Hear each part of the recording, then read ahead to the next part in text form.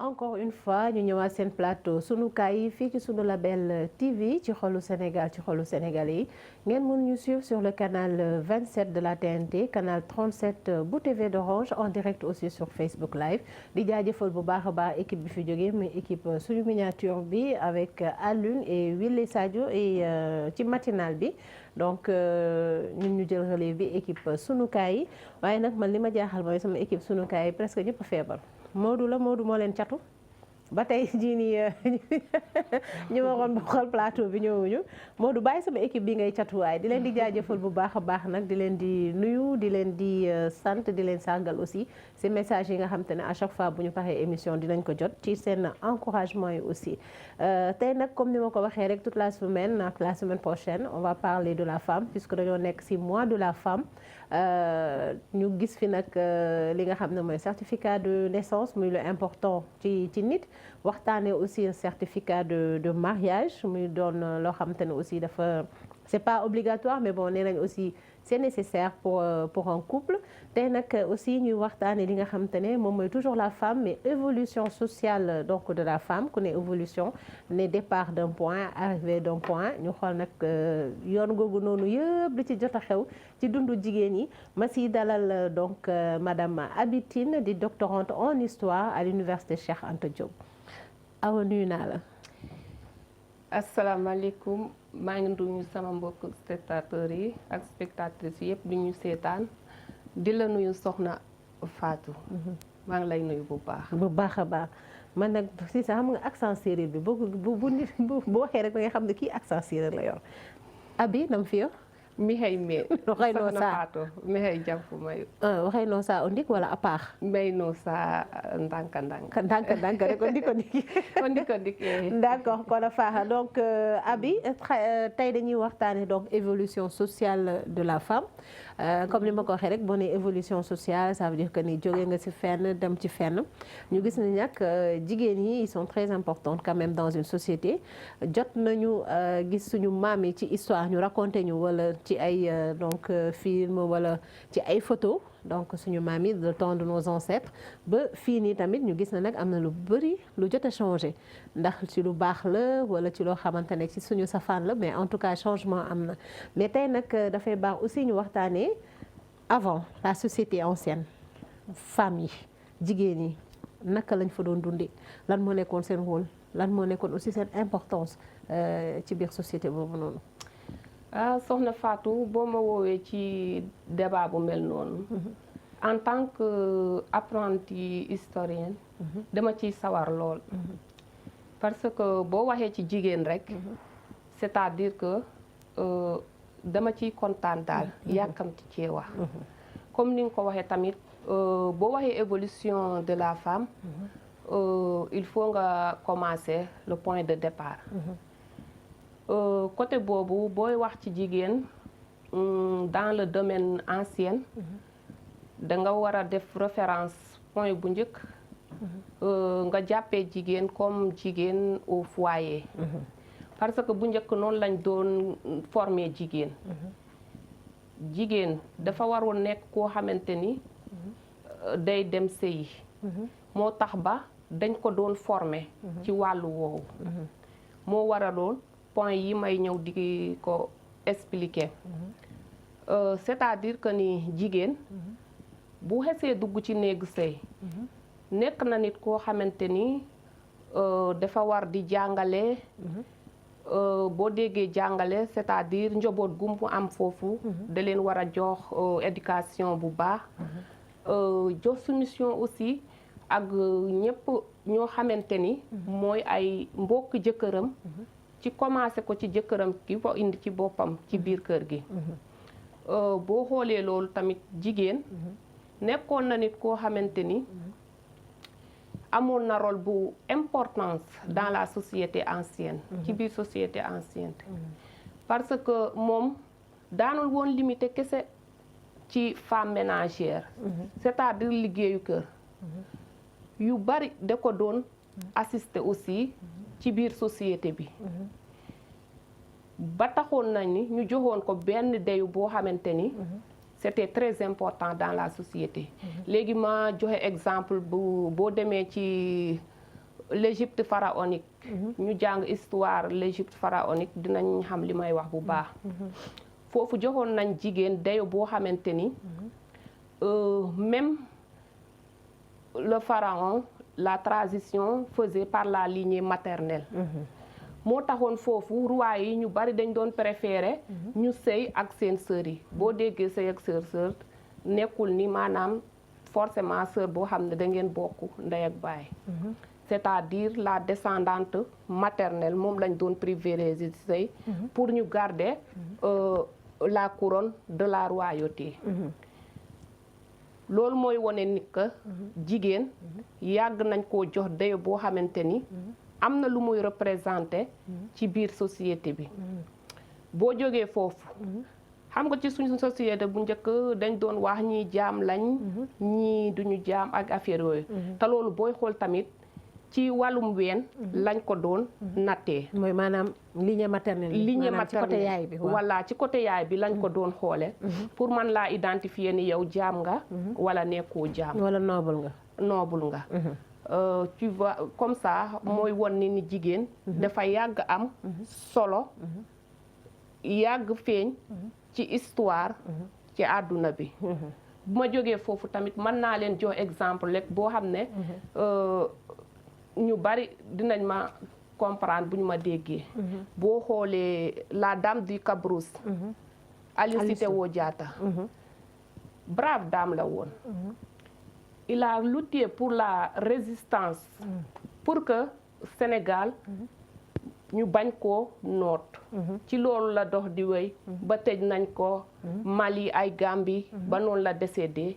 mais da doon résister à chaque fois boo jógee foofu nga dem ci. Talaatay Ndeer. les dames là. de Ndeer. ñi taaloon seen bopp. waaw pour bañ voilà ñu yegg seen kaw. voilà ñoo xamante ni c'est la Linguère Fatim. Yamar Mbodj moo leen jiite woon. ak discours bu am solo boo xamante ni tamit wax dénku noonu lañ leen ko. mu ne ñun jigéen ñi. dañoo tànn. ñu taal suñu bopp. au lieu que ñu ñuy noot. ñu ma gëm ñëpp nañ ma topp. noonu lañ def ba dugg ci benn néeg. taal seen bopp taal seen bopp. moo waral histoire bi. ndax ñu bañ ñu noot leen maanaam daal jigéen yàgg na di bañ ku ko noot. jeex na tàkk. c'est-à-dire que ni foofu li may wax foofu l'importance de la femme. mais nekkul woon seulement dañ doon toog ci benn coin rek. ñoom dañoo nekkoon ci fànn yépp. dans la société ancienne. dañ doon gérer seen néegu sëy nu mu ware doon jàppale seeni borom kër. doon def tamit liggéey boo xamante ni c'est extraordinaire. parce que boo xooloon jigéen. en prenant l'exemple des femmes sérères. da nga doon yeewu 5 heures du matin. rooti. wala nga nekk di wol. boo paree yaa ngi préparé taal añ. uti ay mat. yooyu foofu taal reer. xoolal temps boobu yëpp muy def boole kook yaru xale yeeg. tal yaa ngi daw safaak marwa. ngir am sa bànneexu jëkkër. te aussi tamit ma xamal leen foofu benn chose. jigéenu njëkk yi nekkoon nañ ñoo xamante ni tamit. ñu nangu woon lañ. xamuñu woon planification. dañ doon jur. planification mooy sorel njur gi. soral njur gi. mooy jumtukaayu bees yi ñuy utiliser rek. jigéen ñi. bu njëkk loolu amul woon. xewul woon. da nga doon gis kenn nit koo xam ne mën na jur. lu jege. fukki doom ak juróom. comme boo xoolee le cas Mariama Ba. une si longue lettre. il a indiqué là-bas Ramatoulaye avait 12 enfants. séeréer on te rend compte il a dit ñu ne la kii am na loo xam ne tuutee ko jege mu am kii ñaar fukki doom. nga xam ne ñooñu amoon nañ luñ doon def. ci société bi. loo xamante ni c'est quelque chose à saluer. maanaam daan nañ yokk askan bi. askan bi mais est-ce que aussi loolu tamit daanu leen woon indil ay complications parce que quand même parce que quand même kii nuñ koy waxee butitu njureel aussi comme ni ñu koy wax des fois dañ naan day jeex. est-ce que aussi du loolu moo leen doon indil yenn complications yi après bi ñu demee bay jël âge wala yenn feebar yi bi ñu demee bay jël âge wala xëy na aussi ñoom seen lekk tamit peut-être ñoom seen mode de vie taxoon nañu mën ko supporter et que actuellement ñun jeunes yi mënuñu ko supporter par rapport ak suñu mode de vie. exactement soxna Fatou. gis nga sama maam. daf may naan chaque jour. li ma dund yow doo ko dund. ma ne ko yow maam ci ay at ma ne ko yow maam ko soxor nga. mu ne ma dama ko xam parce que lekk yi.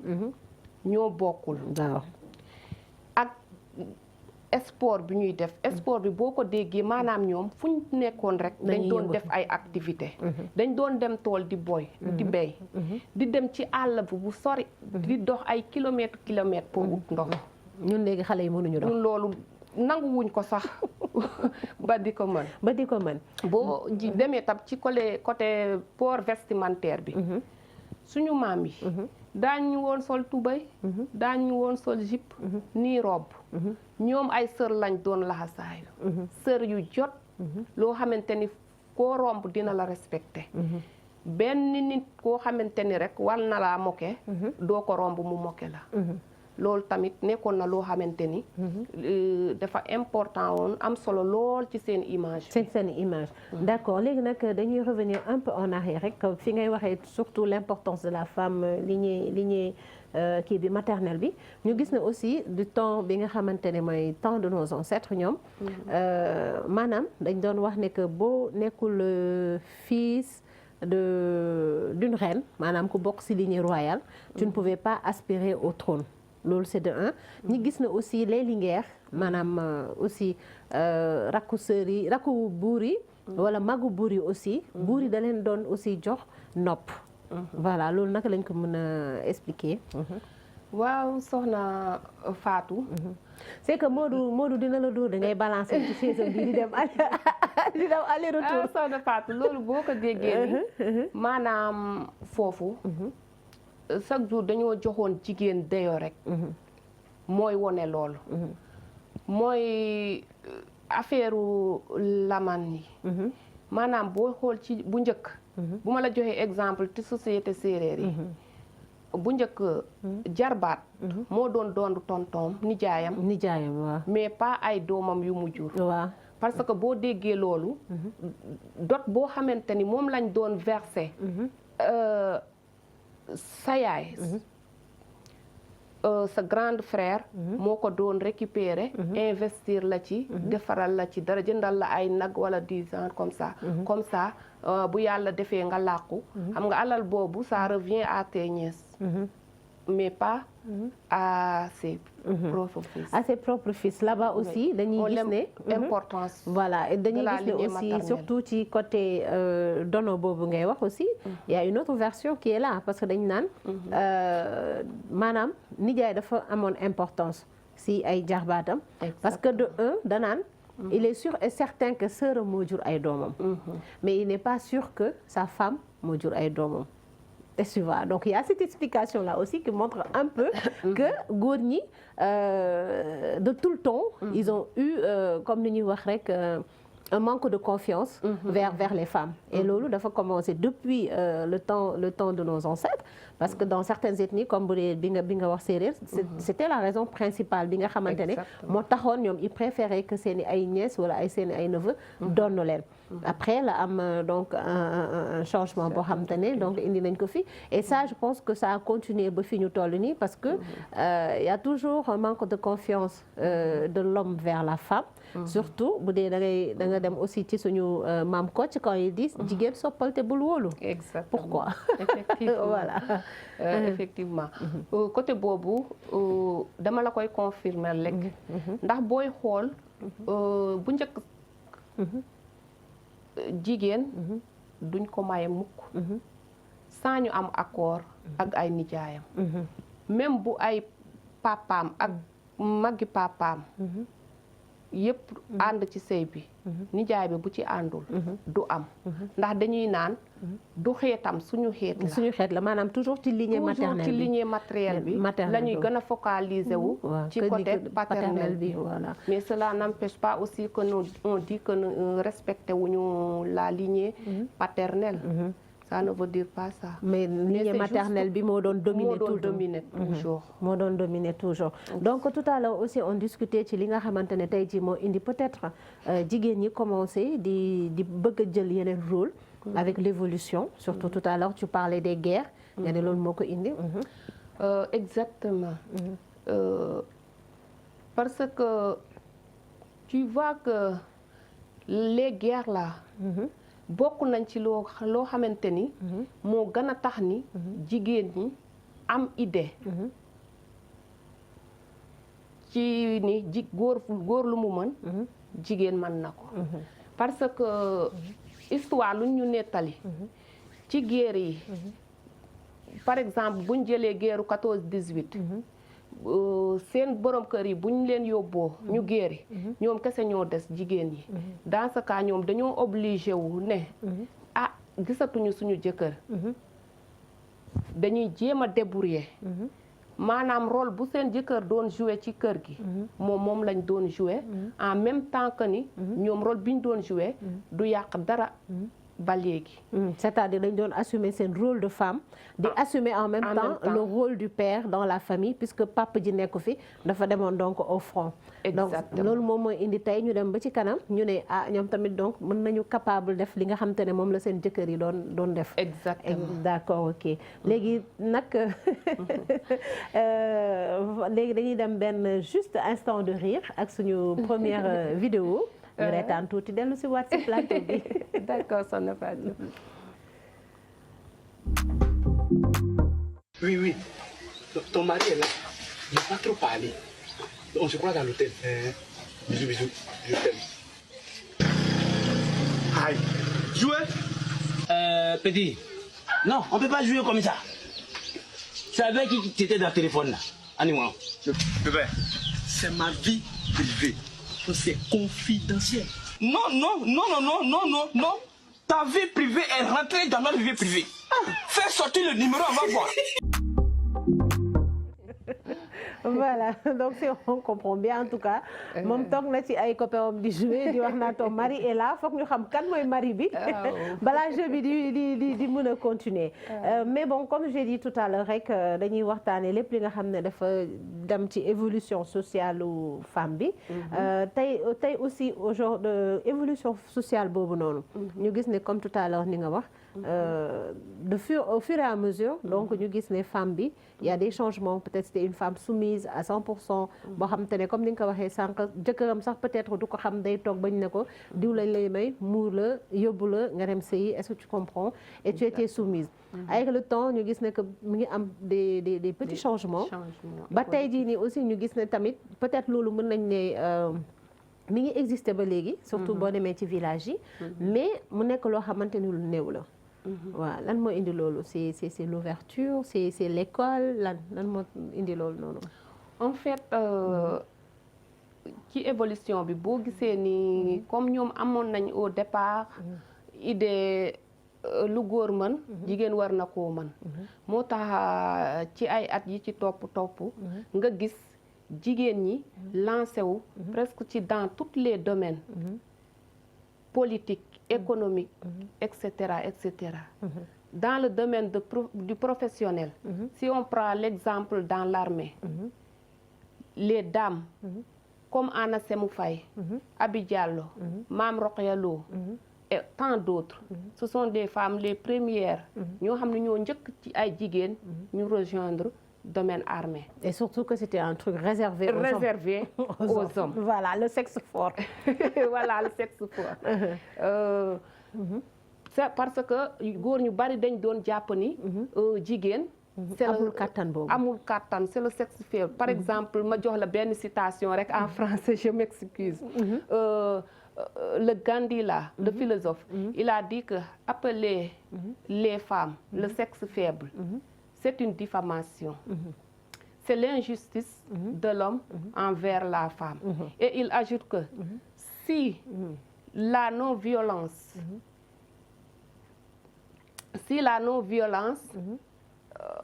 et la non-violence, terme bi daw na. Terme bi la non-violence. Ça arrive. La vie de l'humanité. Donc L'avenir appartient aux femmes. Ah oui, l'avenir appartient aux femmes et je pense que il a tout résumé là-bas. Voilà en tout cas ñu ngi koy gis. bi lay abi bàyyi tournée bi. bëgg lu yomb rek. Badou chaise bee neex rek ngay dem gauche droite di ñëwaat gauche droite di ñëwaat kon baax na amul benn problème bu Modou validé rek kii bi nu mu tudd bougement bi rek y a pas de souci. Voilà donc l'avenir appartient donc aux femmes comme ni nga ko waxee Gandhi donc ci citation bi ñu gis na nag ba léegi parce que bu dee dañu quitté société ancienne bi ñëw ci société moderne bi comme ni nga ko waxee y a ce changement là même si nag on a vu que la lignée maternelle était très importante dans ce temps-là que des fois dans les cours royales aussi les femmes ils avaient leur mot à dire en tant que des lingères.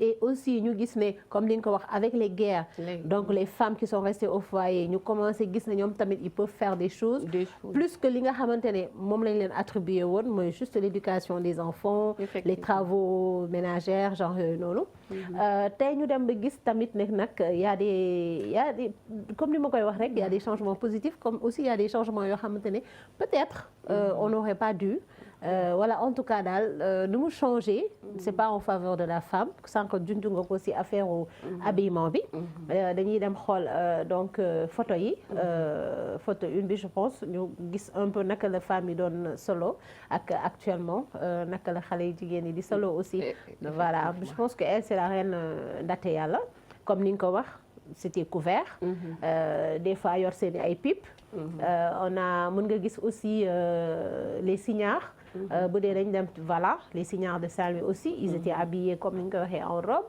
très large tu vois très élégante tey ñu gis ne nag des fois jigéen comme ñun tey jii man veste laa dóor ci plateau bi tu vois def sama pantalon yaa ngi def sa robe tu vois ñu gis ne aussi jigéen ñi des fois voilà surtout pendant la jeunesse je pense que tamit mu ngi ci ak grand boubou def cosaanam et c'est aujourd'hui aussi gisoo ne on a un peu délaissé li nga xamante ne moom mooy suñu cosaan si donc suñu vestimentaire pour jël li nga xamante ne moomuñu ko dañ ko jéggaani effectivement soxna Fatou foofu damay bëgg a delluwaat tuuti ci le côté positif par rapport à l'évolution de la femme là damay dem ci côté économique booy xool léegi ci àdduna bi laa la mën a waxal jigéen ñi bokk nañ ci ñoo xamante ni dañuy gën a yokk koom-koom bi partout dans le monde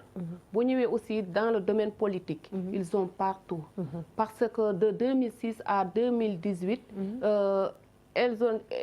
Ellen Johnson a été présidente en Libéria tu vois ça loolu nga xam ne amul woon bu njëkk femme amul woon droit sax présenté wu ci ay assemblée ñu gis ne nag léegi assemblée yi am na fii on a des ministres des députés voilà c'est ce qui a passé mais quand même le Sénégal n'est pas encore prêt à élire présidente à élire présidente je pense pas et je pense pas que seulement mu nekk Sénégal seulement même à l'étranger il y a des grandes nations yoo xamante ne booy suivre un peu seen actualité politique bi da ngay gis ne ils ne sont pas encore prêts pour donner les rênes d'un pays à une femme. Effectivement. Voilà, bien vrai que nag voilà. Ils avancent dans le domaine politique. Voilà. Par exemple, les résultats de la parité en 2010 jusqu'à aujourd'hui, en 2012, def na ni que ni parmi les 150 députés à l'Assemblée nationale, 65 ay jigéen lañu côté positif bi léegi nag bu ma ñëwee ci négatif bi damay améliorer voilà damay adressé wu nag ci samay mbokku jigéen yi surtout les jeunes filles maanaam boo ñëwee ci côté habillement bi c'est complètement changé benn pocc bu ndaw moo ci des bu doon 100% les 96% yëpp changé nañ carrément ci côté habillement bi de même que langage les gestes tout a changé loolu tamit lu ko gën a yokk ci biir société bi c'est l'implantation de l'école française parce que foofu la xale yu jigéen ñi di basé wu di copier habillement tubaab yi seen langage seen geste seen comportement loo xamante ni yóbbu na àdduna bi léegi fu jéggi dayo daal boo xamante ni yow sax en tant que jigéen yow da ngay gis jigéen solu benn solu boo xam ne wala di wax yenn yoo xam ne tu as la pudeur. yow tu te demandes comment c'est possible alors qu'avant il y avait pas dañ daan wax ndànk dal ndànk muur seeni ay cër est-ce que tu vois tey nag moom ku la gën a mën a sol voilà lu serré avec un langage de comme ni ñu koy waxee rek mais ba tey aussi rek tey jii aussi peut-être y a un autre facteur boo xam te ne moo indi bu fekkante ne dañ dugg ci côté boobu noonu non seulement y a l'implantation de l'école française qu'on nous a toujours vendu en tout cas le modèle extérieur comme étant meilleur que ñun est-ce que tu vois mais est-ce que aussi c'est parce que dañoo bàyyi suñuy coutume bàyyi suñuy tradition bàyyi suñuy racine comme ni ñu koy waxee moo tax ñu neex a yóbbaale. exactement parce que bu fekkoonte ni jigéen comme nuñ ko doon définir traditionnellement mooy woy ba fi mu ne ni ñu toll kon lii mën na bañ a am parce que booy xool jigéen dañ ko doon caractériser comme koo xamante ni dafa war a toog au foyer gérer njaboot gi yar leen di leen surveiller et tout ça mais léegi avec l'évolution jigéen ne lu góor man mën naa ko jigéen mën na ko amatoo jot toog sa kër amatoo jot xool sa njaboot en plus aussi les moyens des télécommunications là les téléphones portables suñu mbokk yi surtout internet bi loolu ba yokku na loo xamante ni daal mën na tax ni xale yi mënatuñ leen a topp suivre leen ba jox leen valeurs yi amoon bu njëkk à 100%. léegi nag dañuy dem seeti def benn page publicitaire dellu si waat wax ci valeurs yi parce que c'est très important. D'accord.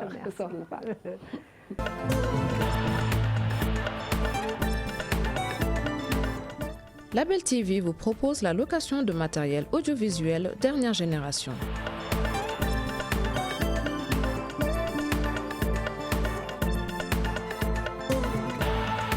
Caméra, écran géant, travelling, jeux de lumière. Vous êtes producteur de contenu, annonceur, découvrez notre sélection d'accessoires, d'équipements en passant par la régie, la post-production et la diffusion sur nos chaînes.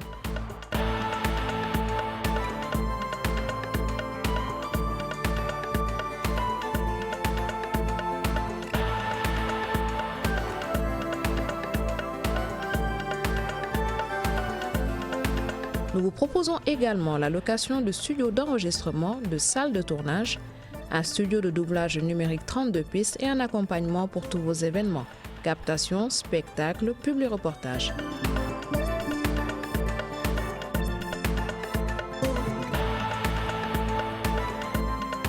Contactez-nous au 78 296 22 22 ou écrivez-nous à l'adresse commerciale@labeltv.com.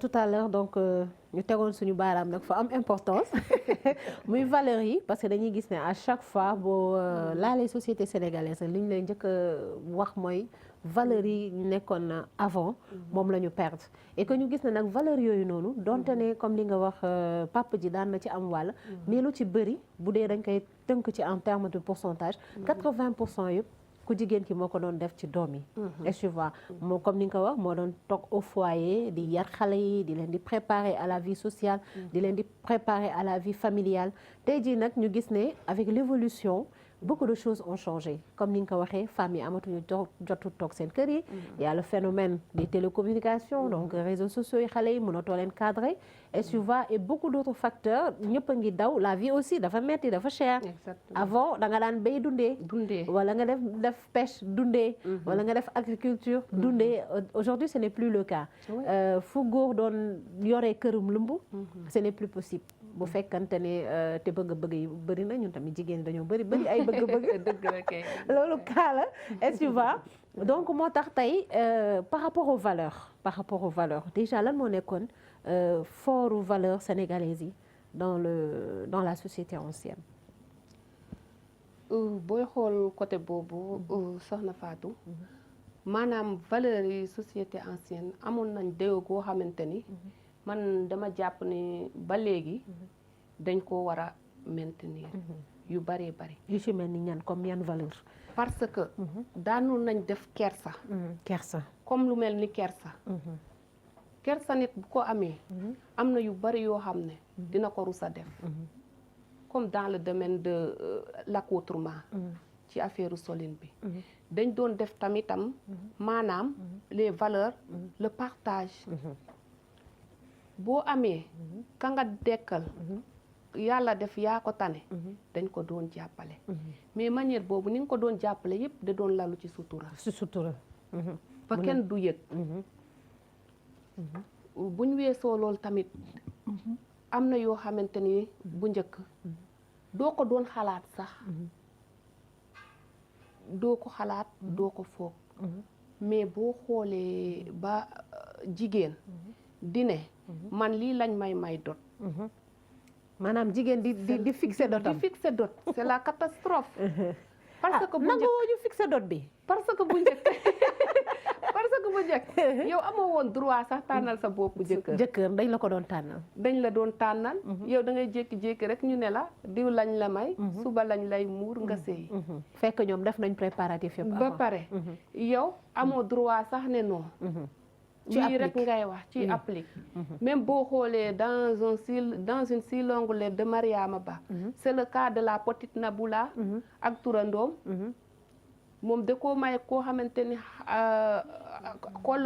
koloreem la rek xam nga foofu man ñoo wax ay affaire dañoo bëgganteeg yooyu waaw mais amul lenn lu mu ciy topp daa nangu rek wooy léegi valeur yooyu maanaam kersa gi partage bi sutura bi voilà yooyu yëpp bokkoon ci li nga xamante ne nag moo doon def le fort en tout cas ñoom ñoo nekkoon le socle de la société sénégalaise léegi yooyu bu mu demee ba disparaître mooy waral yu bari nga koy dégg ci société bi léegi bu njëkk divorce rarement nga ko doon dégg léegi de comme petit pas mais léegi am na ay mardi yoo xamante ni Thiès dañ doon njëkkante heure bu ñuy wàcc pour dem seetaani parce que auparavant boobu dañ doon am ay jugement divorce les mardis là dañ doon wàcc rek jubal ci tribunal pour seetaani pour seetaan rek xam nga xale rek léegi bu njëkk yooyu amul woon yow boo amoon problème ak sa jëkkër doo wax kenn yaayam mi ko jur ci boppam sa goro moom ngay waxtaanal boo waxtaaneek moom gisoo changement grande frère am ngay woo bu fekkente ni ba tey amoo leen consensus ci ngay doog a dox ndànk dem wax ko sa papa bi la jur sa papa woo ku góor ki waxtaan ak moom bu affaire bi antuwut ci la ñuy doog a woo laman bi mu ñëw ñu waxtaan arrangé kenn ku ne ñu teg la fi ñu lay teg et ça maanaam y avait donc tout autour de la voilà tout autour de la femme dafa amoon quand même benn entourage boo xamante ne dañ daan jàpp donc ci li nga xamante ne moom mooy sëy yi ci valeur yi nga wax rek ci kersa beeg partage beeg ak sutura bi tey nag ñu gis ne c'est toi et moi bu neexulee bon y a le tribunal qui est là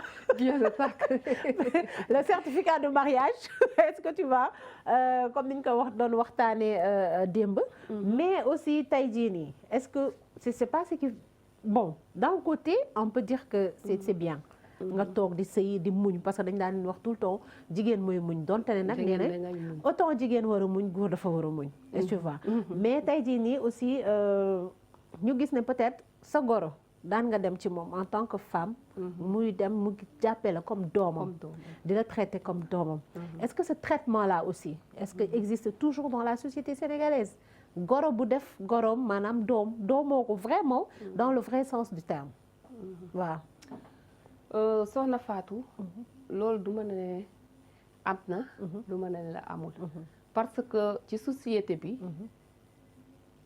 ñuy dund actuellement nii lépp a fi am waaye mais man côté bi may gën a jox importance mooy que ni ba tey am na goro yoo xam ne dañuy jël seen doom seen goro di leen doomoo wala ñu teg leen sax place boo xamante ni teguñu fa seen doom seen propre doom bu ñu jur bu nekkee ci foyer bi dañ lay naan kii jigéen la ngay jigéen bu toggee dangaa war a togg buy root dangaa war a root buy raxas dangaa war a raxas buy fóot dangaa war a raxas dangaa war a fóot waaye côté boobu kon am na ñoo xam ne ba tey ñu ngi sàmm valeur traditionnelle yi mais aussi il y a l'inverse boo xamante ni moo gën a fës te loolu li ko gën a fësal yëpp mooy ñàkk sutura gi à travers les réseaux sociaux par exemple yow boo fekkee sa goro bu waxee nga xeelu ko buy wax nga bañ a considérer ay waxam ak yooyu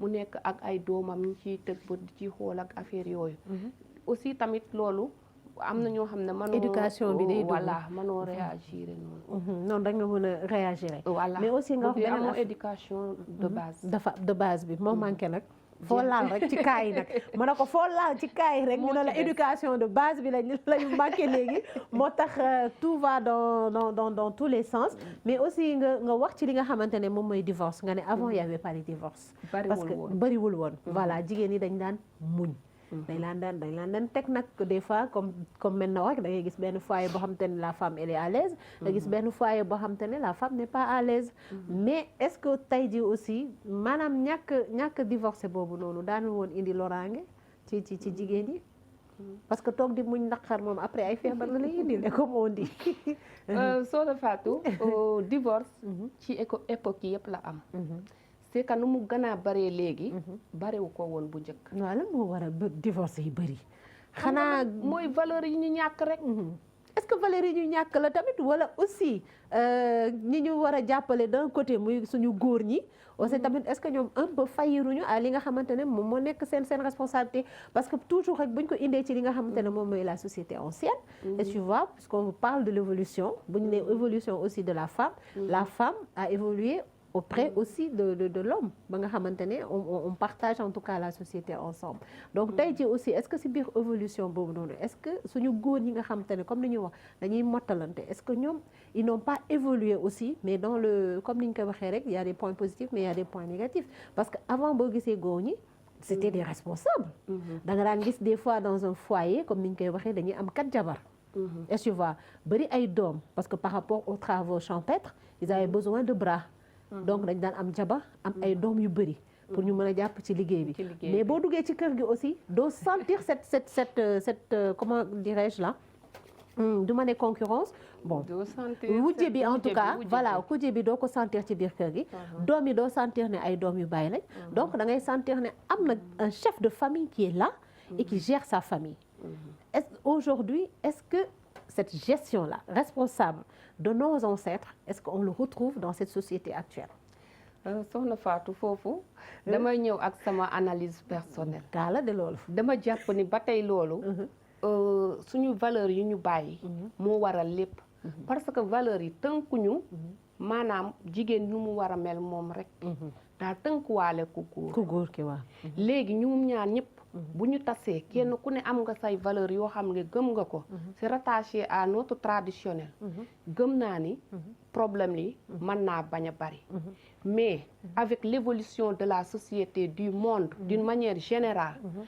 ñi ngi seetaan film yi di dégg di nekk ci réseaux sociaux yi di xool tubaab yeeg ñeneen ñi ñu ñuy comporté woo dans les vies conjugales et tout ça phénomène boobu daa dem ba répercuté wu ci suñu société bi da ngay gis que jigéen ne man bëgguma góor toi et moi qu'est-ce qui a amené ce phénomène c'est à travers la modernisation parce que bu fekkente ni ku góor ki am na valeur yu mu war a am dans la vie conjugale paraît que la femme problème yu bari newuma la du am de mais dina wàññeeku mën naa ñàkk d'accord nu jàpp ne daal évolution bi aussi buñ ko jëlee ci côté li nga xam te ne mooy valeur yi dañ cey ñàkk lu bëri moo tax problème yi bëri ci biir famille yi bëri ci biir foyer yi est-ce que tu vois parce que même bu fekkante ne sax dañu jël aussi comment dirais-je le contexte familial dangay gis ne même diggante sœurs yi aussi foofu noonu y a beaucoup de valeurs yoo xamante ne peut-être amoon nañ ko avant léegi amatuñ ko moo tax tamit ci famille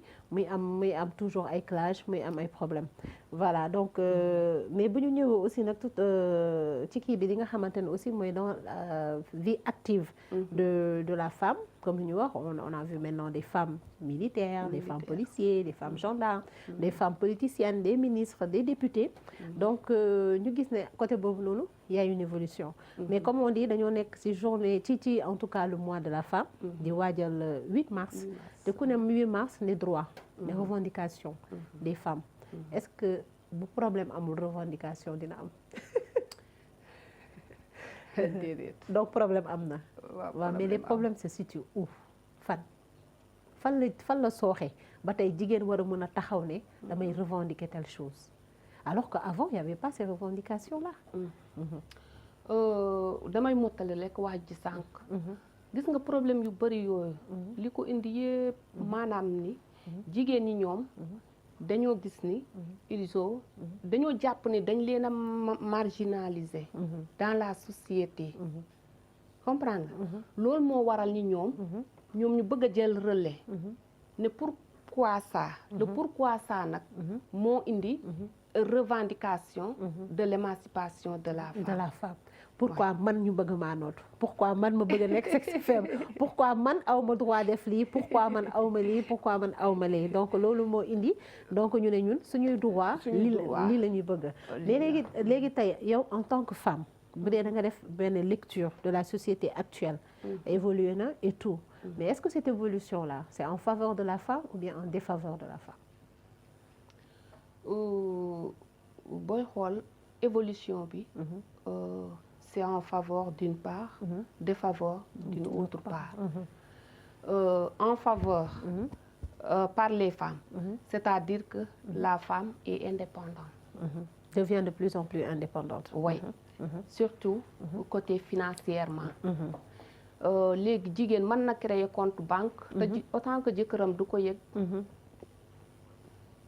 jigéen mën na gérer boppam autant que ni góor du ko jox comprendre et tout ça loolu lépp booy xool c'est des points à gagner par rapport à l'évolution du monde actuel mais boo xoolee ci côté défavorisation bi maanaam le fait que jigéen change léegi évoluer et tout ça il est présent dans tous les domaines économiques politiques social politique etc là aussi day tax ni moom nu mu war a éduquer ay doomam former leen ba ëllëg fu ñu dem ñu mën a reçu une très bonne éducation loolu tamit day fuité duñ ko mën aussi que ñuy diirante mbagg tamit naan góor nga jigéen laa mais lu góor man jigéen mën na ko ñu ne ñaari loxo ñooy takk tubéy ñaari loxo ñooy takk sër loolu tamit day indi ay problème parce que ci suñu société yi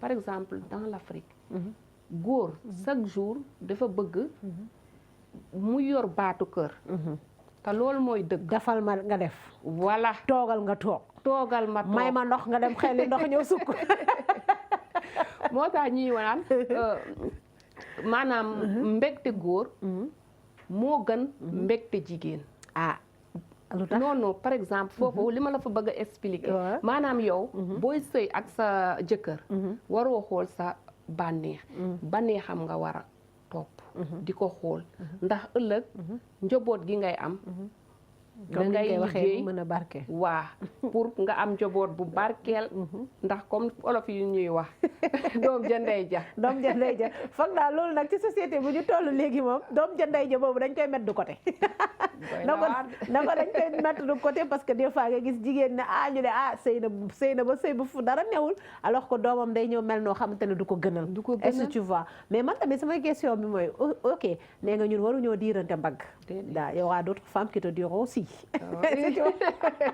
mais nee nga waruñoo diirante mbagg voilà ak góor ñi parce que bon comme toujours depuis le temps nag le sexe féminin a toujours eu une place importante ci li nga xamante ne mooy kër comme li ñuy wax rek góor dafa bëgg a baat ci biir këram et tey aussi comme li nga wax y a une émancipation de la femme financièrement et tu vois est-ce que loolu tamit ça ne joue pas un rôle ci li nga xamante ne jigéen tey peut-être la ma nangu woon démb du ko nangu tey parce que mënal na boppam tey jii nii divorce yu bëri da ngay gis kenn divorcé dem jël appartement am toog fa mu ngi liggéey fin du mois mu fay këram et tout loo xam te ne peut-être aussi bu doon dund ak jëkkëram ça allait être la même chose donc autant tu te dis parce qu'il y a certaines femmes qui te disent autant ma nar a toog ci sëy bi di souffrir alors que je peux me gérer toute seule je préfère ma nekk ci sama jàmm et tu vois dem feneen donc tey jii nii aussi comme quand tu dis sa bànneexu jëkkër moo gën yow sa bànneex le mariage bànneexu ñaar ñëpp la war a doon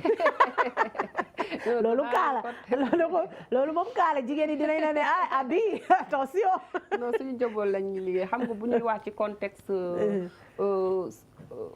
traditionnel foofu laay référencé li nga wax ni sànq comme jigéen ñi le fait que ñuy liggéey di am salaire da leen di béwloo wala du genre comme ça soxna Fatou li nga wax dëgg la je confirme d'une part je m'explique parce que instant yi da ngay gis xale bu jigéen nga ne ko yow looy xaar sëy mu ne la sëy xalaatuma ko tant que aw ma ci li ma jàpp du ma dugg ci néegu sëy wax na dëgg nag su ma duggee ci néegu sëy am ci lu ma jàpp sama jëkkër daf may mën a jàpp ma bu ma mënul jàpp ma dem abal ko gérer sama bopp ak sama njaboot ak sama njaboot jéem a kat côté boobu am na góor jigéen ñoo xamante ni noonu la ñuy réfléchir dañuy liggéey seen jëkkër di liggéey dem ba ci digg bi am ay gàllankoor parce que loolu ak àdduna ñooy ànd ñu arrêté seen liggéey ku góor gi ku jigéen ki mooy gérer kër gi samba du xam demba du xam kenn du xam ba léegi kon jigéen yaa ngi am sutura ba tey ñu ngi am sutura ba tey looloo ngi fi mu ngi ci dëkk bii da ngay fayeeku yow da ngay yëkkati xaalis jox sa jëkkër nga ne ko dama jënd ravitaillement suturaal ko mu jënd indi suturaal ko xale yi gis ne seen papa mooy def ci kër gi voilà kenn du taxaw fee ci biti xam ne kii yoratul wala jabar jee ko defal affaire yi maanaam ku jigéen ki du glorifier ci noonu te pareil que il y a le contraire mooy bi ma commencé le contraire nag des fois est-ce que du ñoom ñoo koy liggéey voilà ñu gis aussi nag comme par exemple comme ni ñu wax rek le monde a évolué ba ñëw ba jigéen di wax affaire parité mais je vois que parité c'est un peu incompris ci société sénégalaise bi ñu nekk parce que des fois góor comme par exemple bu banal da ngeen di nekk fenn di xaar di patienter pour jël un moyen de transport mais góor ñi maanaam galanterie bi war de laisser leur place à la femme dañ la naan carrément yéen a woote parité mais est-ce que parité bi la ko yéen a woote parité donc fii amul galanterie buñ fi nar a teg alors que nag est-ce que parité bi ci côté boobu la xam nga man dama jàpp ni parité bi en tant que jigéen dañ ko waroon a définir d'une autre manière am na côté boo xamante ni mën na nekk mais am na côté boo xam ne mënta nekk le fait que ngay dugg ci car góor taxaw war a yow nga taxaw yow miy jigéen góor toog mu war laa may nga toog loolu damay jàpp ni dama lay renvoyer à nos valeurs traditionnelles yërmande ak yar gi ñuy def ci yow bu njëkk dañ la doon naan bul toog ci lalu mag boo gisee mag yor lu diis demal gàttandu ko nga jàppale ko kon kooku du gis mag taxaw wala jigéen taxaw ngay toog di ko xool en plus que muy wax nga naan c'est la parité d'une manière générale daal fii daal c'est la crise des valeurs mooy la cause principale de tout ce que nous vivons actuellement dans le monde et plus particulièrement fii nii Sénégal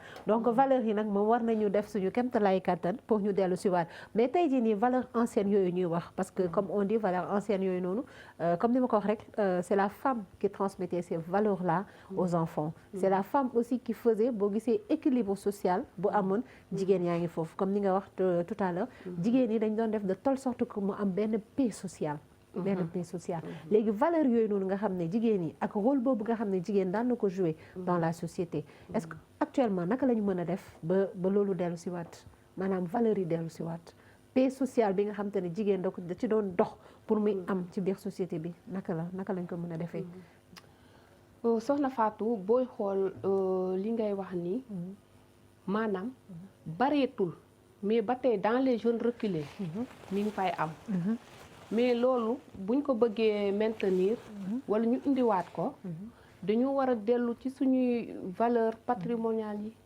c'est-à-dire ñu xoolaat suñu tradition yi ba def ni telle sorte que ni dinañ mettre aux générations futures qu'actuelles ñu mën a rectifier wu parce que il n'est jamais trop tard de bien faire et le monde ne se limite pas ici mën nañoo préparer l'avenir des autres en se retournant à nos propres valeurs traditionnelles. Tout en s'ouvrant au monde. Voilà, mais en gardant nos valeurs. Léegi nag Sénégal xam nga puisque on parle en tout cas de la femme et plus particulièrement de la femme sénégalaise. Mais bon, est-ce que bu ñu xamul Sénégal fan la nekk ci Afrique bi tamit est-ce qu'on va se retrouver? Et d'ailleurs dañuy dem vidéo 2 pour xool. ki nga xamante ne moom bi ñu ko laajee Sénégal fan la tontu. Le Sénégal est situé où ça en Afrique? Afrique du Nord. Afrique du Nord. Ouais. Vers où? Vers le nord. Non, il faut situer le Sénégal en Afrique. Le Sénégal. Le Sénégal situé en Afrique. Mais où ça? En Afrique où? Sur la carte. Quoi? Sur la carte. En Afrique sur la carte. Mais sur la carte de l'Afrique, c'est où? Comme ça à côté. À côté, oui. À côté. Oui. À côté, le Sénégal est situé à côté de l'Afrique. Doy na waar de moom yóbbu nañu Afrique du Nord yóbbu nañu à côté yóbbu nañu sur la carte. Amul benn problème voilà c'est juste donc pour wane ne tamit dafay baax nit ñi di gëstu tuuti. Comme en tout cas ñun jigéen ñi. di gëstu tuuti di delluwaat di xam lan moo nekkoon suñu cosaan lan moo taxoon société yi amoon équilibre. lan moo taxoon jigéen aussi amoon valeur. amoon une rôle très importante à jouer dans la famille. Je pense que dafay baax ñun en tant que jigéen ñuy gëstu histoire bi nga xamante ne foofu la suñu ay ancêtres nekkoon di fa doon dund. et que am na yu bëri yoo xamante ne peut-être tey ñun dañuy jàpp ne bay dundee noonu. day nekk tubaab. est-ce que tu vois. Mais est-ce que vraiment ça nous arrange nous les femmes? Est-ce que le fait d'être tubaab veut dire que tu es meilleure que yow ki nga xamante ne elle se dit femme sénégalaise? xam nga soxna Fatou loolu moo ñu dugal ci ndëgg sarax gi ñu nekk. gis nga fii ñu toll nii même yow boo demee ci école yi nga gis élèves yu koo xamante ni day solu d'une manière traditionnelle. nawle mi dañ koy naan moo kii seer la rek gis nga ko booy xool ba ci biir doo ko dégg mukk ci lu ñaaw doo ko dégg mukk ci lu ñàkk kersa ainsi de suite ñoo xamante ni dañoo jàpp ni la tenue de la modernisation maanaam collum tubaab bi moom la ñuy soloo di imiter le comportement, le leur langage, façon de etc. faire, voilà, d'adopter cette façon de réfléchir exactement. aussi. ñoom ñoo nekk au top de l'actualité. noonu la ñuy jàppee seen bopp. te dama jàpp ni loolu yëpp ñu maintenir woon suñu valeurs yi.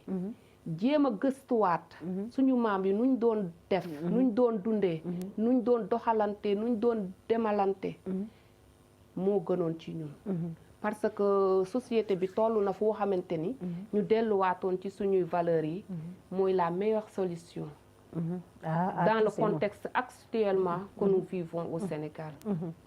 contexte bi doy na waar. doy na waar ba jéggi dayo ba jéggi